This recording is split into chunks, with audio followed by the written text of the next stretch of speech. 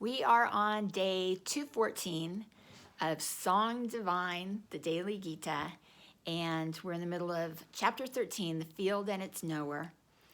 Krishna is talking to Arjuna on the battlefield, and the battlefield represents, the chaos of life that we're all living in at the same time.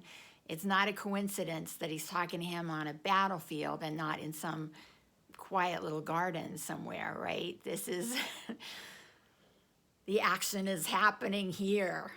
And time stands still while Krishna and Arjuna have this conversation.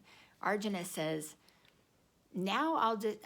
Krishna says to Arjuna, now I'll describe that which must be known in order to gain immortality. Eternal Brahman, beginningless, is beyond what is and is not equally. Krishna's explained how to gain knowledge, and now he will talk about what it is we are to know in order to become enlightened and end that cycle of birth and death. That's what he's saying. When you gain immortality, it doesn't mean that this body lives on forever and ever. That's not it, no.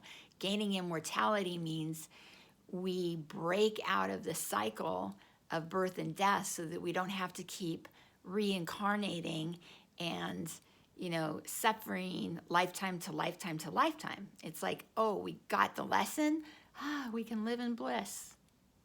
Fantastic. So here he's saying eternal Brahman. So Brahman, God, is eternal, which means there's no beginning and there's no end. Brahman is beyond the reach of the senses. So Brahman is not something we can see, taste, touch, or feel, right?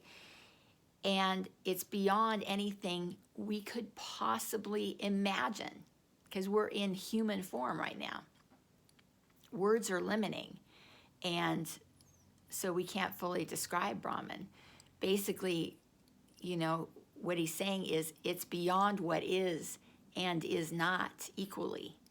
Those are the words he uses. But have we seen anything that is? No. So if we can't get to Brahman through the senses, how do we get to Brahman?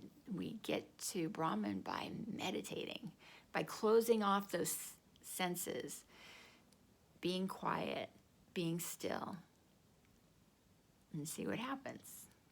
Try it. Okay, I'll be back tomorrow with more. Thanks.